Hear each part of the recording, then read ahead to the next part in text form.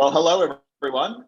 Before we move into the official welcome, as you can see on your screen, which will come up in any second now, will be the live Game Changers agenda for this particular event.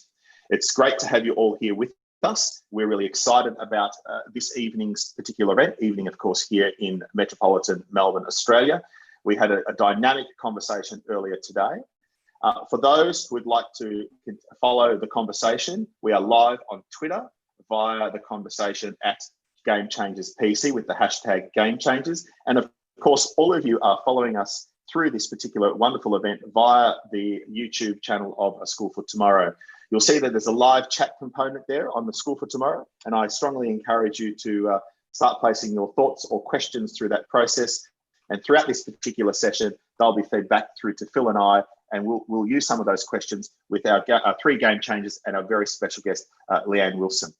So once the panel has commences, we encourage you to not only put those thoughts on into the chat section, we ask you to keep hanging around right till the end so we can share with you a very exciting opportunity and enterprise called A School for Tomorrow. So I'm now going to, and again, before we commence tonight's particular live event, we always like to start with an acknowledgement of country. And we are very fortunate that our acknowledgement of country is going to be read by a proud Binjara and Karakara Indigenous woman, Leanne Wilson. Over to you, Leanne. A School for Tomorrow acknowledges the First Nations and custodians of country throughout Australia and internationally, and their continuing connection to land, waters, and community. We pay our respects to elders past, present, and emerging, and to stolen generation survivors. We recognise the intergenerational trauma that remains and our pledge to build a world that can heal through our unwavering commitment to truth-telling through the power of story and education. A School for Tomorrow stands in solidarity with our Indigenous brothers and sisters and works for justice and true reconciliation. Welcome to the Game Changers, a global gathering live event. We are your hosts, Associate Professor of Education and Enterprise, Phil Cummins, and Prominent Educational Thought Leader, Adriana De Prato. So, Phil, are you excited about what we're about to encounter?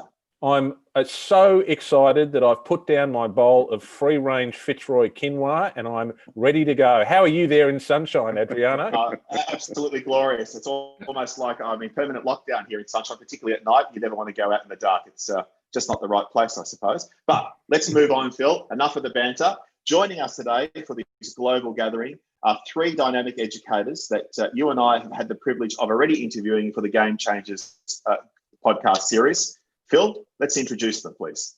Certainly, Adriano.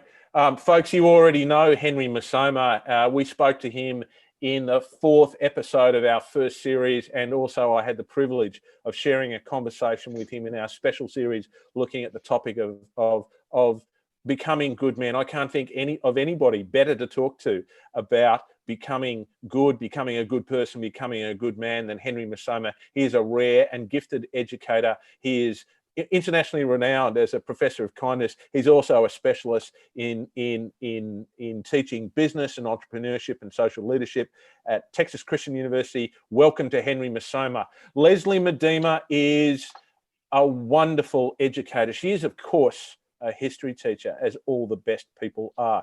But more importantly, she is a person of great depth in thinking about the type of learning that we need in the world today. Through her involvement with Green School Bali and now as head of Green School International Learning, Leslie is helping to shape different schools that construct a student-centered education that's actually student-centered, doesn't pay lip service to her at all. And we're going to talk with her more about it. Welcome to Leslie. Nathan Chisholm is, well, he's at Pran High School, just up the road from us in Melbourne. Nathan is by training an English teacher. He has become a principal. He is ready to explain to us the process by which Pran High School has developed its own approach to a new educational experience within a state public system. We welcome our game changers. Now, Phil, we also have a very special guest who just read out our Acknowledgement of Country. Perhaps you'd like to also introduce Leanne Wilson. Absolutely. Leanne Wilson. Leanne is a very significant community educator from Queensland up near Rocky. She's a very proud Bidjara and Karakara woman, and she also acknowledges her South Sea Islander heritage. Leanne is one of Australia's most influential women. She started life as Jackaroo Jillaroo and has moved on, established her own businesses. She has been commissioned by the Queensland government to put in place a whole series of healing initiatives. We're very, very pleased to have her with us tonight. Welcome, Leanne. So, Phil, what's our provocation for this global gathering live event?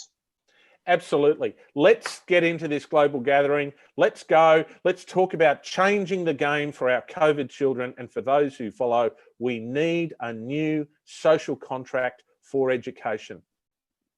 Well, thank you very much, Phil. And it's great to have all our panelists and Leanne with us present today. It's really interesting, that particular provocation, Phil, because as you know, we've been engaged in many, many rich conversations with our colleagues around the world about what is actually happening in education in response to COVID-19. We are learning so much about the capacity of our profession to respond to a situation of crisis in such a constructive and effective manner. What seemed impossible, Phil, is now, and even undesirable just a few months ago, is now becoming more and more the new normal. And we are taking away from this experience new competencies. Our knowledge, our skills, our dispositions, and our learning habits are all changing because basically they just have to. Out of this situation of necessity that is arising in response to an undeniable state of disruption and human suffering, we are changing. And this transformation is of our time to a new normal, and it has brought to us many, many things beyond our control. So we're now going to move over to our panel, and we're going to unpack, what does the future student look like? What does the future teacher look like? And what does the future school leader look like? Over to you, Phil, for your first question to Leslie. Thanks, Adriano. Just before I ask the first question, which is going to go to Leslie Medina, tonight we are going to have the fine work of our digital artist, Jessamy G, working alongside that, which we do. She's already started sketching, and we'll be able to cut in and have a look at some of the work that she does as we keep going. Leslie, you are an educator and a leader at Green School. Recently in Bali, and now with a role internationally with Green School. Green School is a learning community recently recognised by the World Economic Forum as a school of the future. It has a clear focus on sustainability and the importance of playing an active role in the global community. Folks, if you have a look at the picture that we've got on the screen at the moment, that's the school. Leslie, you've been committed to doing schooling differently for some time now. In your encounters with a new learning paradigm, what do you believe the learning for a future student will look like in order to thrive in this new tomorrow? Well, thank you. It's a pleasure and an honor to be here and to be with this distinguished group of people and to be speaking to those of you who are engaged. So thank you for joining us, everyone. And I really think for us, at the heart of the school of the future and children of tomorrow is actually the community that surrounds them, and being a part of a strong community that where everybody is a teacher and everybody is a learner. And it's really the foundation piece for Green School. And then the outcomes of that in terms of the types of children that we're working to give them opportunities in is actually, it's around a mindset. Yes, skills, yes, learning, yes, understanding are incredibly important of all the issues of the world. But really it's the mindset that they go into the world with. Is it a healthy mindset? Is it a growth mindset? Is it one that understands your role and that you're part of a larger system and we have impact on each other, both positive and negative, and how we can make sure that we're positive and thoughtful about that impact that we have on the world. And so that comes through with a lot of the projects and a lot of the curriculum that we deliver. So really it starts with the community that we build and the culture that we build within the school. And it's a culture of kindness, and it's a culture of kindness to the environment. and to others, and then it goes from there in terms of the learning. So that's really the future student, is one who engages in its community, and then engages in the world with a mindset of positivity and optimism. Leslie, one of the interesting things that you mentioned earlier today for our listeners, sorry to jump in there, Phil, was relating to the notion that learning has no walls. And can you maybe just unpack that a little bit for our listeners in relation to this future student around this notion of anywhere, anytime learning? Yeah, it's exactly that. And I think what's been really positive about COVID experiences is that has also been teaching students and children that they are learning at home. They are learning from every experience that they have. And so we've done that at our school, and learning happens anywhere and through every experience that you have. And that is definitely not contained within the classroom. It's contained within the gardens, it's contained within the community, it's contained within the city, and every place that you go. And it's contained within every interaction that you have with a person or with an animal or with a tree.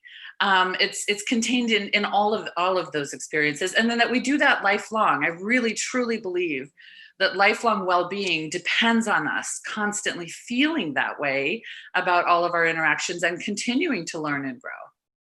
Leslie, I'm really intrigued when you start talking about trees and you start talking about well-being and you start talking about wholeness and so on. There are going to be some people out there who are going to start saying, this is all just tree hugging stuff. There's no academic rigor here. This is not.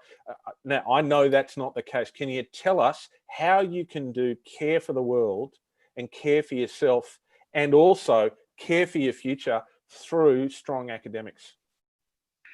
Well, strong academics for us in that context is through projects and is through very carefully constructed experiences and projects. So, we do have learning outcomes that are very strong, that we do keep at forefront of mind when we're planning an integrated unit or when we're planning a project. It just so happens that project is related to nature, related to gardening, but it's not just about gardening. It's about the soil and the richness of the soil and how that impacts the nutritiousness of the food, how that impacts you and how you then it can impact others. So the objectives are very clear, and in some ways they could look normal, but it's actually so much more robust in how you integrate all of them. And we're seeing that. Our students, we do not prioritize university. The pathway you choose after Green School is your own, and we want to give you the skill set for creating your own pathway, but also for university. And what we are finding is our students are having great success, both outside and inside traditional educational offerings as well. So we know that their learning is rigorous and robust in a traditional sense, but we also can see in their personal lives, in their relationships, in the service work that they do, that it's so much broader and bigger than that as well. And so we know that that's working in that way. So what I'm hearing there is a strong emphasis on the voice and agency of students within a holistic experience, which allows them to discover their world, to encounter, to have strong and rich experiences, which then prepare them through a really deep and rich learning environment to do the stuff that they feel called to do in their lives. 100%. If we were all the same, this would be so darn boring, this life. The reality is we need everybody. We need them to really follow their passions. And then we have this robust, beautiful world and interaction. But it is about student agency, but it's actually also just as much about the relationship between the teacher and the student, and how that relationship is really strong, and how they're sharing passions and they're sharing learning. And that interaction is also a very, very powerful one that we put a lot of time and energy into. That's tremendous. Thank you, Leslie. Henry, as you're listening to this, and as you're listening to a world in which students engage in rich relationships and authentic learning, and as we're witnessing right now, the skill, expertise, resilience, and adaptability of teachers right throughout this whole COVID-19 period, which is pivoting towards innovation and blended learning and all sorts of things. we know that our teachers are our most valuable resources in our school, particularly if we want to create students with that character, competency, and wellness. From your perspective, in order to support the type of desired outcomes that Leslie just shared, what do you believe the future teacher will need to look like? Phil, thank you so much for everything that you and the team have put together. Adriano, shout out to you, and to the audience from across the world, the global gatherers. I shout out to you as well. Let me say that today we are calling for a new prophet of sorts. This teacher ought to be a prophet. You know, in scripture it says, faith is the substance of things hoped for and the evidence of things not seen. And this new teacher is a person or an individual that will speak to things that are unseen today, that were not seen prior, and therefore they have this role as a prophet. And what I also say is that this teacher that we talk of today is supposed to be a triple H factor agent of change. H being this teacher needs to identify the humanity of the student that they're working with. The second H, they need to be find a place of humor where they laugh. We need to bring laughter back into the classroom. And then the third H is humility. They need to be people that are humble, that slow themselves down. When was the last time you just laughed at yourself and just said, oh my gosh, I am just ridiculous. I am just ridiculous. So they need to be these people that bring laughter, humanity, and humility into the classroom space. The other thing also is this, instead of defining who this teacher is, I chose to define what learning is not. And learning is not something that happens in a situated location. As Leslie has said, learning without walls. Learning is not binary. It's not black or white. It's not 1 + 1 is equal to 2, because in real life, 1 + 1 is never equal to 2. And then it's not always organized. It's chaos, chaos, chaos. And then fourthly, it's not neutral. It's not neutral at all. We're always thinking about things in a way that comes from our own biases. So this teacher should be a prophet who calls a new world, but also is aware of their own biases. Then the next one is learning is not passive. You know, it is not a passive enterprise. It is not a passive enterprise. It is not a passive enterprise. Then also learning is not didactic. And that calls that for humility. So I'd love to throw out another piece from my own language. And Leanne, you're awesome. You're awesome. I love what you shared with us today about just honoring the story. In my language, we say, Sungomu koshi, ubulungutawafya. Sungomu koshi, ubulungutawafya, which means take care of the neck.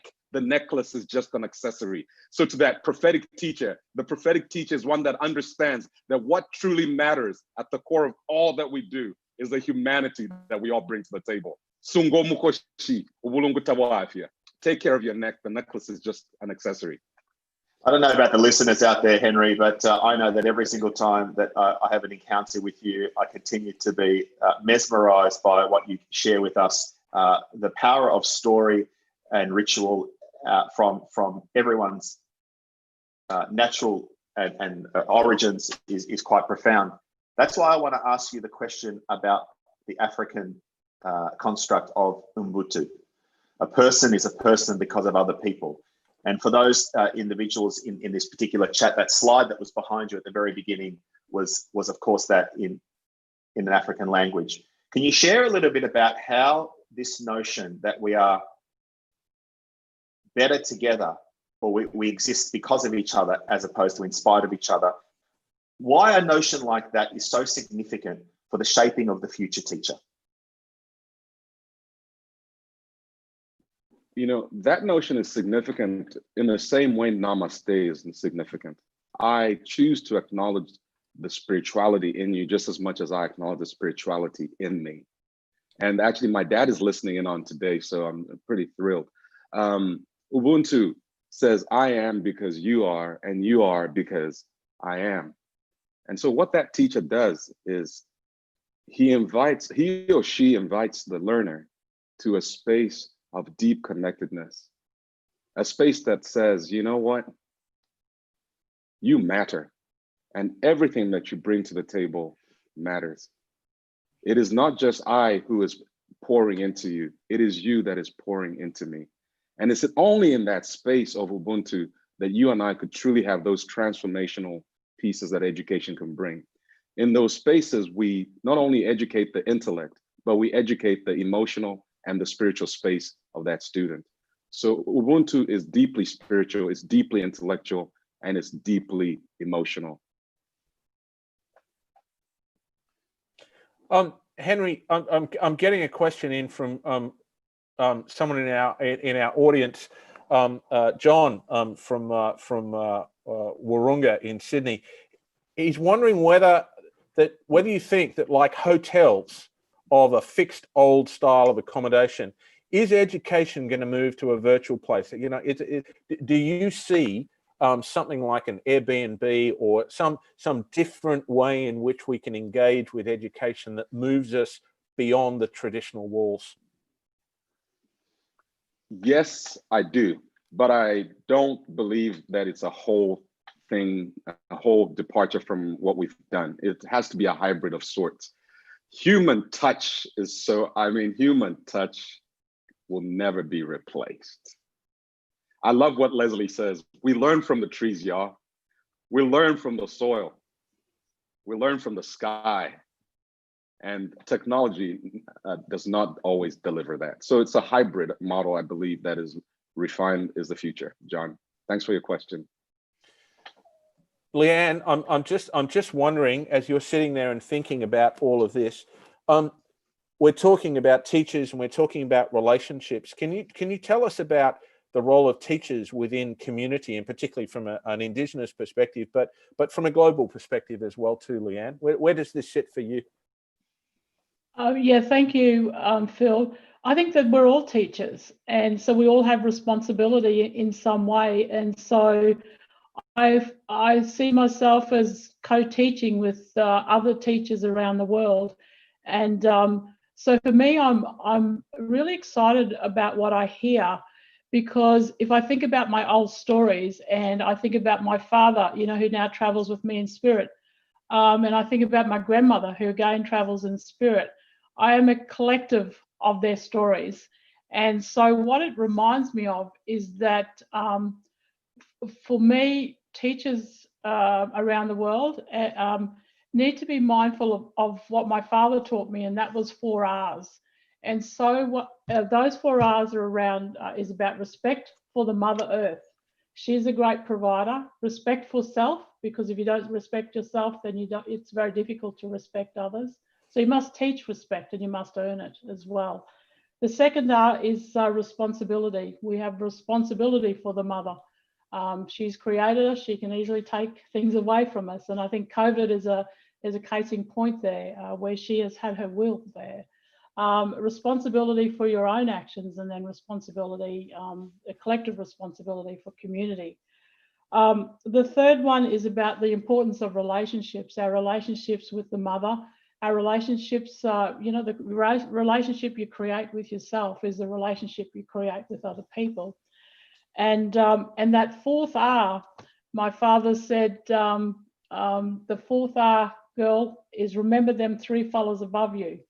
Respect, responsibility, and relationships. So, so I've never forgotten it, you know.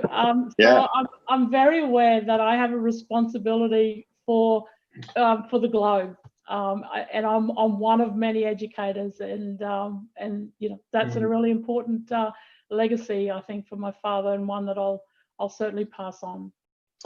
Thank you very much for that, Leanne. I really love that that commitment to self, to place, and of course the other, and that final idea of let's just not forget any of those above that. Nathan, I want to now turn to you, and we might continue this kind of train of thinking a little bit here in relation to what we've just heard there. You've now been the principal of this very emerging kind of new school here in Melbourne, in Paran in particular. It's a very new school. It's a vertical school, and it's in an area that's got lots of different challenges associated to it. And you and your community were very conscious of the other, if we're talking about the other right now, and made some really strong decisions during COVID-19 to kind of lead through the crisis in a way where being highly adaptive, was key. And you guys curated this notion of a learning at home model, where what I love about that notion of learning at home model was that the pillars of creativity, curiosity, character, and challenge were central, because they're the pillars of the school. But it was all wrapped around the wellness of self, place, and the other.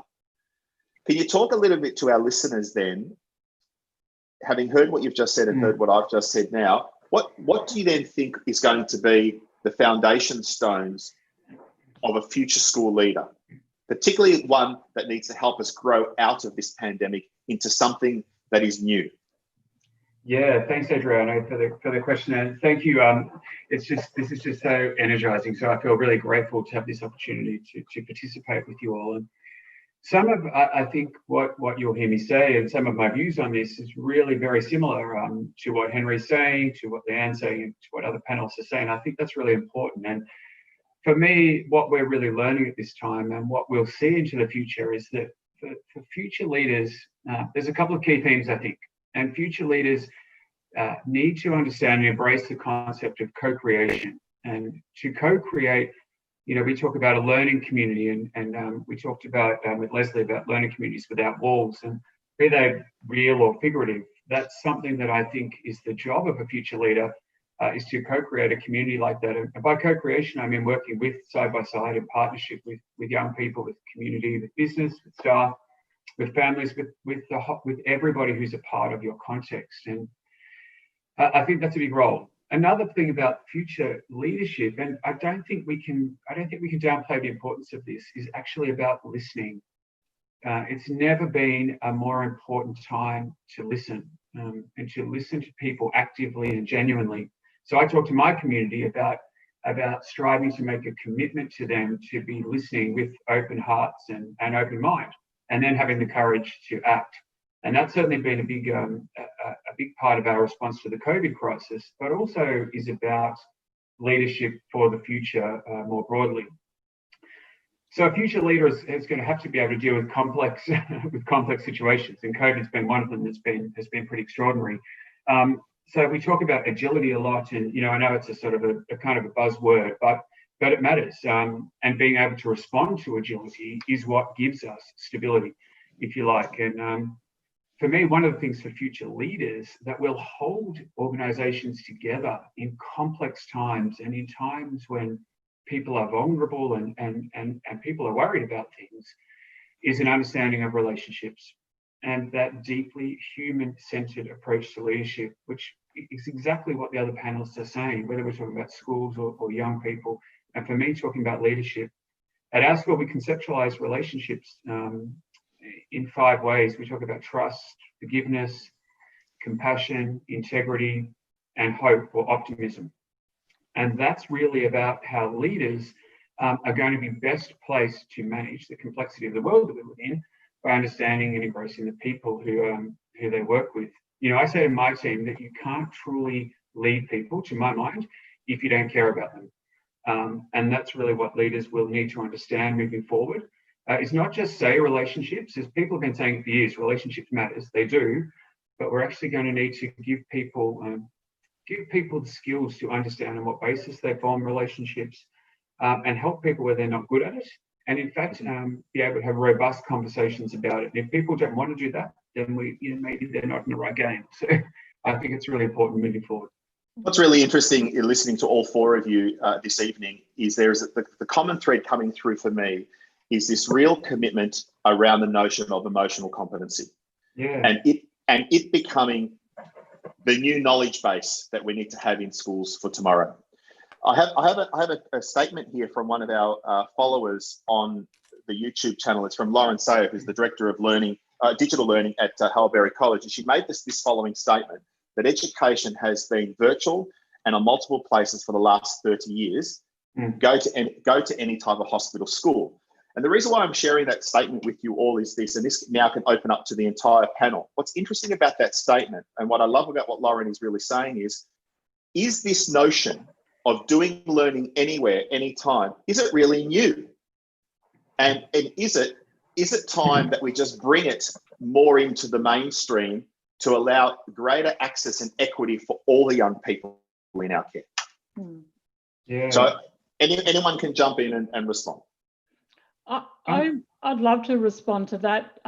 It's certainly from a First Nation perspective and from an Australian First Nation perspective, when you think about the fact that, you know, we are the oldest continuous civilization on Earth, story plays such a significant role in our lives. And so this idea of actually understanding what's happening in your environment is absolutely fundamental. So to have a relationship with your external environment is absolutely critical.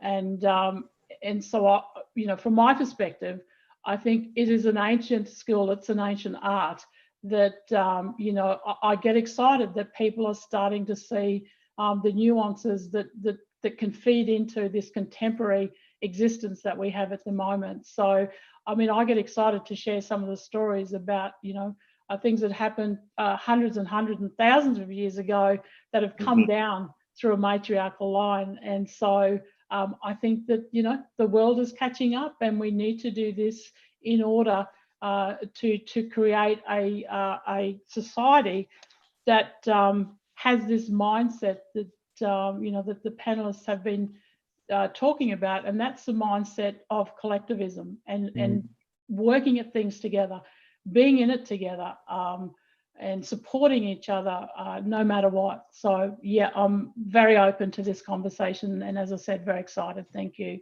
Leslie, your perspective?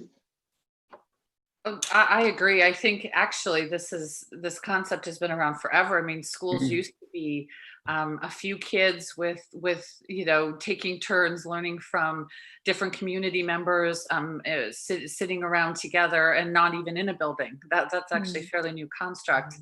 And so I think in some ways this is about going back and saying, all of these amazing mindsets around learning used to work really, really well. We need to bring them back, and that it's not just about in these boxes anymore, and just only schools can hold that learning space. They're very important and very fun part of the social life of it should be part of the social life and interaction of children, and part of our rituals of moving forward in this society that we have. But actually, yes, this has been around forever, and how we used to do learning so well. And so it's literally about taking the best from the past and the best from the present, and getting rid of not the good stuff from the present, and then going forward into the future with that, and taking this time to reflect and put that together. That's terrific. Thanks, Leslie. We have a question from Amy Skidmore, who's somewhere in the Northern Hemisphere, and where it's probably quite early in the morning and probably quite warm. And I want to direct this one, if I can, to Nathan to start with. Amy says, it's taken me since September to build a strong class culture and relationships with my students. As we return to face-to-face in the fall, how will we build relationships more quickly in case we have to go to distance learning quickly? So we're going from the very esoteric about the nature and importance of relationship down to the really practical nitty gritty of how do you get in close and huddle up with the kids and get them to know them fast? Yeah, well, it's a good question, and I'm not quite necessarily sure it's that different, and some of it comes down to choice, I think, as well as wrapping around kids where they actually need it most. And I'm not sure, Bill, if the question is about moving towards the online model or actually maybe returning from online. But I guess one thing that we talk about is that we talk about every kid every day. And for me, whether it's a class or our whole school, I want to know that every single young person in my care and in our care in our school has connected with someone who loves them and cares about them at our school every day. So I think, in terms of a class culture, I don't think it's that different if we're moving to online or when we're face-to-face with them. But we need to set out to do that, and we need to not lose sight of it. And at the end of the day, if we think, hey, I've not spoken to Betty or Bill today, I need to make sure that I do it. And I think it's even more critical at the moment because kids are vulnerable. and we need to make sure that we get to every single one of them every day. Absolutely. I'm having a memory of a very fine teacher who I worked with a number of years ago, who taught me something really, really important. And he would say, look, you've got 45 or 50 minutes at a time with a group of kids. And, we'd have a class of 20, 25, probably 25 at least. And he would say, you need to make sure that by the time those kids walk out of the classroom, you have asked a question to every single student. Mm-hmm. And then you need to make eye contact with them and acknowledge the importance of their response in and around. It's very practical stuff, isn't it? As well as the big stuff. Yeah, and in terms of the online model, we made that commitment to every child every day. And even for me, that was a commitment I made to a group of kids and tried to do it over a course of the day. And we were in a chat function with a video just to say good day or to check in, and to make sure that every child connected back to the school. And at this COVID time, that's been vital for us to maintain, and connection's been a big driver for us, and it's been really important and really helpful. One of the things that's been really obvious that and really pronounced during the time of the COVID-19 in those schools that have been forced to be in this kind of continuous learning paradigm from the home campus, I'll call it that, has what we've really missed, and that is the strength of the social exchange that occurs. And Henry, you touched upon this earlier about this social exchange that goes on. We have a statement from one of our people in the live chat from Chantal Love, who's a great supporter of ours at Game Changers. Hello, Chantal. A shout out to you. She mentions this following statement: storytelling is a vital skill and an art for all of us. Has it been destroyed through over scaffolding? And she talked about whether she's guilty of that or not. So I'm just interested in your perspective, Henry, about this notion of storytelling and why it needs to remain a constant in today's learning for tomorrow's world. And I might get Leanne to jump in as well in a moment. Thanks, Adriano. So I start off by saying that the teacher of tomorrow is a prophet, and prophecy is about storytelling. With our stories, we liberate, and then with our stories, we oppress. So I was educated I would say, at the hands of the British, and they came to Africa, and they educated us. And there was certain forms of oppression that took place. One of them was every Christmas holiday, they'll put Christmas trees in the classroom, and then they'll have cotton wool around the Christmas trees, symbolizing snow in hot Africa. That exercise right there was somewhat oppressive, because you are telling little kids in Africa that Christmas comes with snow around a tree, and they've never ever touched or seen snow. And so we storytell not just by what we say, but by even the artifacts that we acknowledge in the learning space. So in our learning spaces, we need to bring in all the pieces, whether it's virtual, whether it's physical, that speak to different forms of existence on this planet. So the storytelling is not just that which is being said, but that which is also placed around this learning environment. Like Leslie said earlier on, the trees tell a story even though they don't speak. They still do tell a story. Leanne, do you want to jump in there quickly? Yeah, thank you. I think for me too, the magic of the yarning circle, or the magic of telling stories, is your own vulnerability in it all. And so I think, when you show or you expose a little bit of your own vulnerability, it allows others to at least talk about their vulnerability, because they can see it in a leader or in someone that is co-creating with them as well. So I think for me, it's actually modeling some behaviors as well, and just to let people know that it's okay to feel a bit scared, a bit vulnerable. Share some of those stories so that it becomes we normalize the heart, the feeling of the heart. So just connecting the head and the heart for me. Yeah. And can I just add quickly, Phil, just as a school leader as well, I think particularly at times of crisis, but even more broadly, that the role of leadership more and more is about constructing a narrative or story around your response to things, and around where the school community, where you're heading, taking the school community.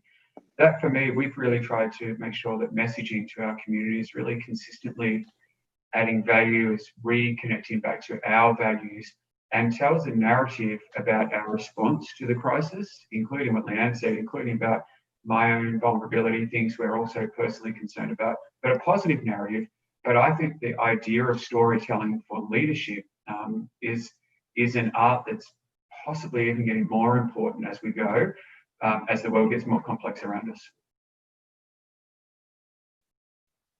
And that's absolutely right, Nathan. We've got one of the graduate outcomes that we'll talk a little bit later about is the notion of a future builder, and that like everything we've been doing tonight is just all about the weaving of that story of yesterday, today, and tomorrow as much as anything. We had an observation earlier from Christy Richardson, who's made an observation. Love that COVID has, in a sense, removed that focus from grades and redirected the focus to wellbeing and growth. As we're sitting here and talking, no one's mentioned technology yet, which is terrific, because the story of where we go next in education is not a story about do we do online or do we not do online? As we heard from Henry earlier in response to John's question, it's a blended approach that we know. We know that we need that.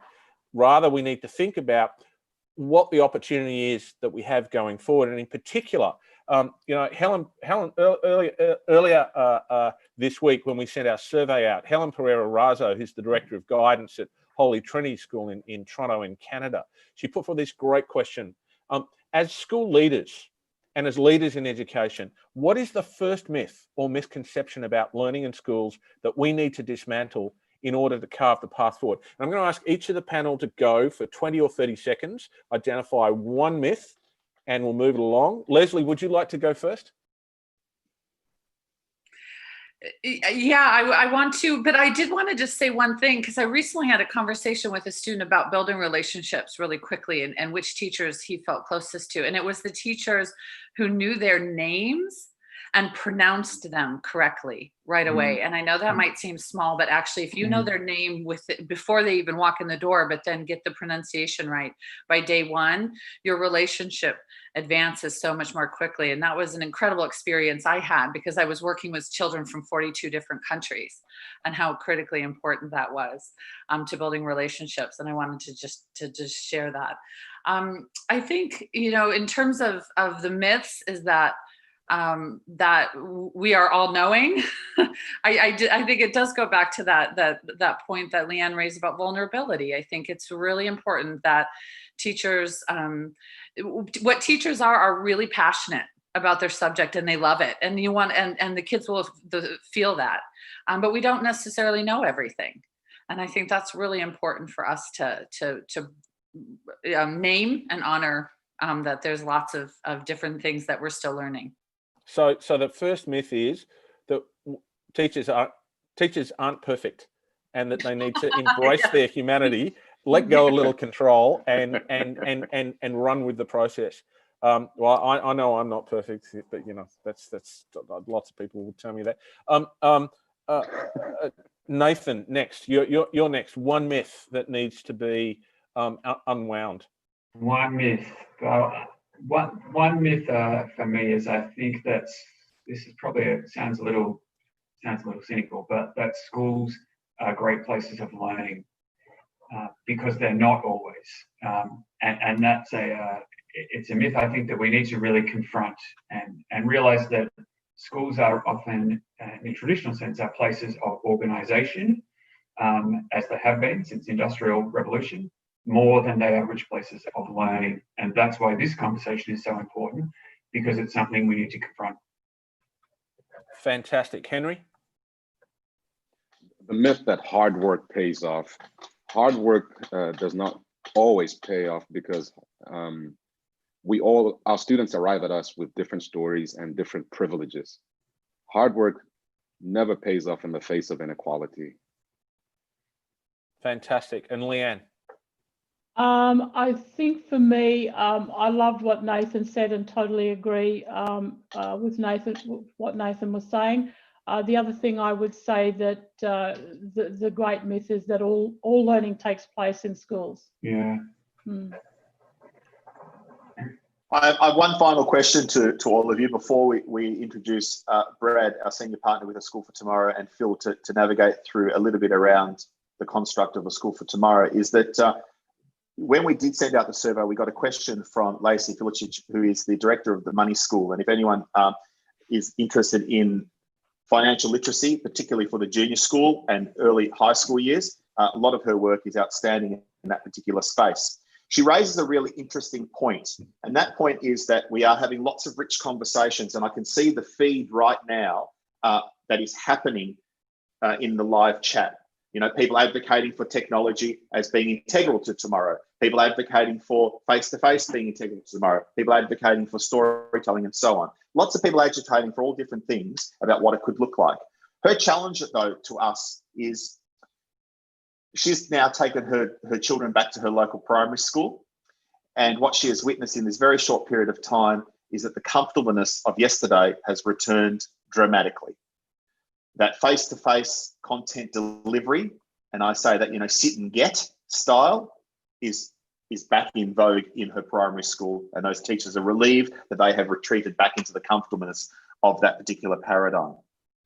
How do we create a compelling case for the administration of these schools, for our teaching staff to embrace the innovation and the change that is needed in a time where they remain overwhelmed, exhausted, and they're simply looking for the familiar and avoiding this notion of discomfort?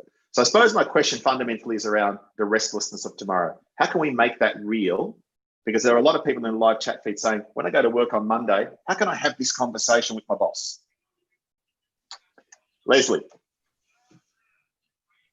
I mean, I always start with, you know, teachers are really exhausted and very much overworked in many situations now. And I think it's about the efficiency and the style of that work. And I think we go back to what we're comfortable with because we're comfortable, but it doesn't necessarily mean that that's easy. So it's about beginning that dialogue of saying, how can we use our time toward, because teachers will actually find this style of learning so much more fun if they just begin that conversation. And I think exactly what she just said is the exact question that she should, I think it was she, come into Monday morning with, and just begin that conversation is really where all of this has to start, because that is the first step. And that's what I would say, is say we go back to something we're comfortable with, but it doesn't necessarily mean it was easier, and it certainly wasn't probably best for children based on the tone of the question. So I think we really owe it to students constantly to try to do better. And constantly to try to improve. And that can be small things. It can be small steps every single day. Nathan? I think to go back to a point I made earlier about leadership and listening, I think if we're really listening to our kids and our communities, we'll hear what those key messages are. And that for me is a big part of making a compelling case for change. And in fact, this afternoon, we've been grappling, we're leaning into a really, you know, fairly torrid kind of discussion with my team, and I'm really blessed because my team is all been recruited to my school, and so they all really want to be with us, and I've had the opportunity to recruit every single one of them. But we started out by saying, what are the key messages we've heard from our kids at this time? And we came up with 4 or 5, and then we said, if this is what our kids are telling us, our community's telling us, there's a message in that about change. So we can't not. We need to balance it, because we can't have people burning out. But if we get a message crystal clear that things need to change, then it's incumbent on us to do something about it. And that's where the courage comes in, and the kindness, because we need to treat people well along the way, but we can't not do it. Henry? I'd say to the teachers, not only are you tired, you're underpaid in most parts of the world. And I would say that COVID has probably given us as educators and teachers some social capital, and it's time to cash in on it. Change is painful, and pain is changeful. The social capital that we have accumulated over the course of the last few weeks should propel all of us into a future where we could make demands that we might not have been able to make. Because for me, as a parent of 4 children that are under the age of 4, the value of my teacher has skyrocketed in terms of how I view teachers and how I want to advocate for them, even in political spaces. Yeah, you know, and so use your political capital. I think you do have some. It's time to be not only educators but entrepreneurs. in the way we approach the learning and teaching space. And Leanne, your perspective? Mine would be that this is the time when we need to do the deep listening. And so what does that mean? It means that, you know, there's a number of conversations to be had in this space, and this is about the strength of your relationship with your teaching staff and your community. And you know, what I always find is that there's a story behind the story behind the story, and then there's another story that has a story behind it as well. So you've got to get to the guts of you know, what the real issue is, and not deal with sort of surface stuff. And then once you understand that and unpack those levels or those layers, sorry, it's actually about then co-creating the future that you know, that we're moving towards. And I think that's a necessity. We have to co-create a new future. Yeah, agreed. Fantastic. I have one last question. I'm going to direct this to Leslie, and then, as I said, we're going to introduce our senior partner, Brad Adams. We're going to talk a little bit about what comes on after this. Todd Blackhall from our YouTube feed has asked us to think about what questions we might ask strategically of school communities, which is a great thing to do. I want to reframe it just a little. And in the book of Ecclesiastes, it talks about there being a time for everything. So, for example, there is a time for technology. There is a time for face-to-face. There is a time for solitude. There is a time for community. All of these sorts of things. Leslie, what is it time for right now? It's time for community, locally and worldwide, to be together. Fabulous. What a great answer.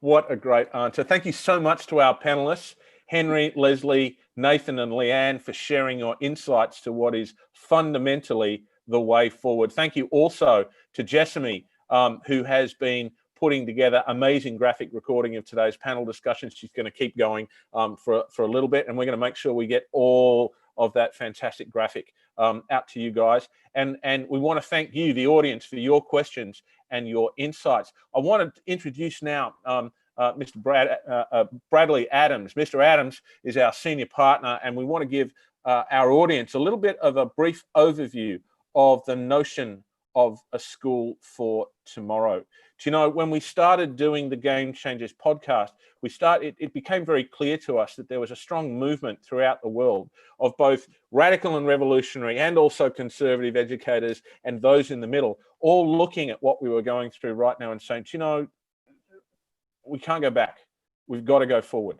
We need to think about a school for tomorrow. And so we have decided to put our efforts together, and we are forming out of the work that we've been doing at Circle over the past decade globally, and in conjunction with our Game Changers and our audience, we have put together a School for Tomorrow. A School for Tomorrow is a global educational network supporting students, teachers, and school leaders to thrive in a new world environment. A School for Tomorrow aims to build the character, competencies, and wellness of young people in our care so that they can learn, live, lead, and work with success in the new tomorrow of our world. How can we support you? Well, in particular, we've put together a number of programs. We're going to talk about those programs in a moment, but it's fundamentally aimed at graduate outcomes. Mr. Adams, do you want to talk us through the graduate outcomes for our times? Sure, Phil, and thanks for a few minutes here to talk about it. What a terrific discussion it's been, and I think we can, in the work and initiative of School for Tomorrow, we can really feel Leslie and Nathan, Henry and Leanne's concepts and thinking flowing through right through it. It's a terrific engagement that it's just so wonderful. So the graduate outcomes are derived from really intensive research in about 260 schools, working along with agencies and organizations globally over the past 10 years, and really accelerated more recently. And it's really been listening to voices in schools, in school communities, listening to students carefully, well, giving them voice and agency, listening to teachers of all ranges and types, listening to school leaders, grappling with all sorts of things from different perspectives, listening to the parents and so on. So when we derive these, ask them what are the graduate outcomes, we got into these rich discussions. And here are the six that we have as sort of templates. The first is good people, which is the civic performance, moral character. The second is future builders, as Phil alluded to earlier, which is about the ability to manage complexity, to take that bridge, that narrative bridge from past to present to future. It's about being continuous learners and unlearners, the ability to live in that ambiguity, that tension and uncertainty of giving something that doesn't work up and not doing it again, and finding a new type of learning, something to drive the future, but knowing that that's a continuous process, and one needs to be comfortable with it. The change readiness is another way to think about it. Solution architects is how do we provide sustainable direction to the world? How do we solve problems using critical thinking and creative thinking? Responsible citizenship, both balancing the local, the regional, and the global, and the immediate, even within our own schools. How are students to be good citizens and to learn good stewardship of their communities through their work in schools as they broaden their horizons to the local, the regional, and the global. And finally, team creators. How do we truly create high level of collaborative practice, working in relationship with others, using our relational side to bring out the best in others and to bring out the best in the decision making we have. So those are the kind of six graduate outcomes that we think are grounded in purpose. They're grounded in a sense of personal worth and personhood. They're grounded in efficacy, and they're grounded in that adaptive expertise, which we've talked about in the past hour. Fantastic, thank you, Mr. Adams. You know, we've just had on our feed from Deborah Evans, who is a good friend of ours. She tells us there is no going back, and she sends her love and best wishes to you, Brad, when you walked her through her postgraduate degree a number of years back. We are offering 3 programs, one for students, which is called the Pathway to Excellence. One is for teachers, which is called The Way, and one is for school leaders, and that is, of course, called Game Changers. All of these programs are about a clear focus on helping students to build their voice, agency, and wellness in the world, and how we construct a holistic school community around that. We would encourage you now all to go and visit our website, which is www.aschoolfortomorrow.com. At this stage, what we've decided to do is put all of our rich content up there for you to have a look at, get used to the framework that this all sits within. Of course, individual schools are going to respond in lots and lots of different ways, but we think it's important that all of what we're talking about is research-driven and evidence-based. We can guarantee you everything that's up there, nearly 500,000 words worth of content there. It's all focused on helping you to understand how schools actually thrive and how the communities drive things forward further. I want to introduce just briefly how the team will be working. You can see Mr. Adams there on the top left. He will continue to direct research. Adriano will focus on people, culture, and community in the top right. Leanne will direct community education, our Indigenous education focus, and healing processes. Mr. Donlan underneath, Matthew Donlan, is our Chief Operating Officer. Next to him, you can see Henry Masoma, who's going to be working with us, particularly on social enterprise and leadership. Professor Mark Hutchinson below at Alpha Crucis College is our professorial fellow and helping us think through all sorts of things. And there's some bloke with a beard as well there. Do you know, at the end of the day, individuals matter. Standards become habits, habits become culture, and who better to explain that to us than Jane Goodall when she says that every individual matters, every individual has a role to play, every individual makes a difference. Thank you very much, Phil, and thank you to Brad for sharing with all our listeners a little bit of an insight there to A School for Tomorrow. And of course, I encourage everyone who's interested in learning more about what A School for Tomorrow offers, please contact us, and the details are on the screen there. I want to say thank you very much, particularly to our amazing panel. We've had an opportunity to not only have you this morning at 9 a.m. Australian time and now at 9 p.m. Australian time, and many of you have had to get up at all types of different hours to be present with us. To Henry, to Leslie, to Nathan, and of course our very special guest there, Leanne, we are very much indebted to you as educators, as educational influencers, and individuals that at the heart of what you do, the construct of kindness, I should say, kindness is the common thread. We continue to be blessed by your presence, your generosity, and of course, that kindness.